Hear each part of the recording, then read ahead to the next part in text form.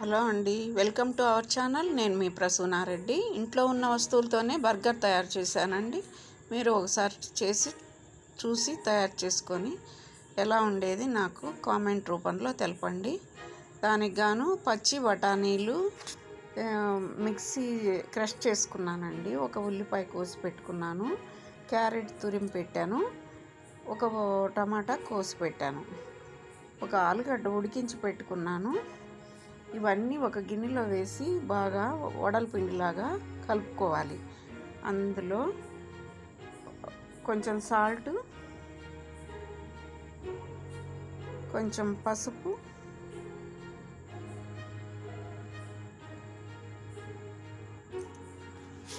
కొంచెం మిరప్పొడి,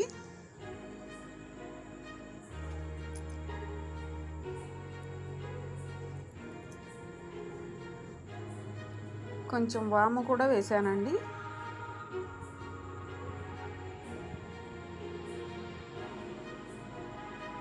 ఇవన్నీ కలిపి వడల పిండిలాగా కలుపుకోవాలి.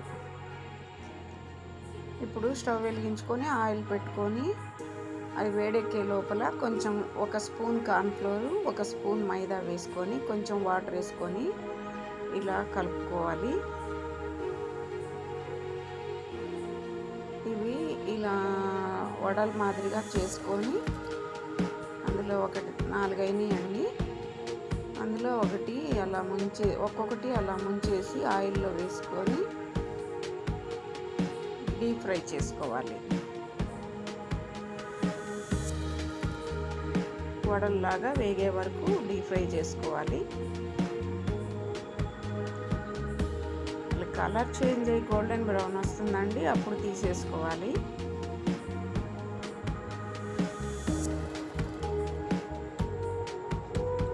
ఇలా కాల్చి పక్కకు పెట్టుకోవాలి.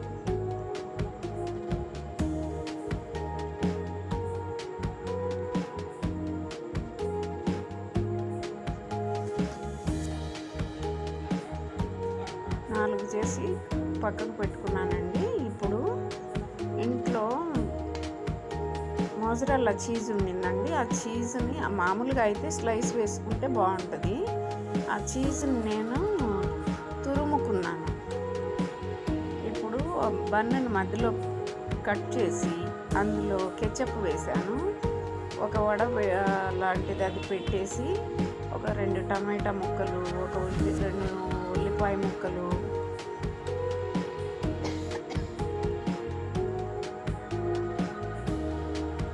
తురుముకున్న చీజ్,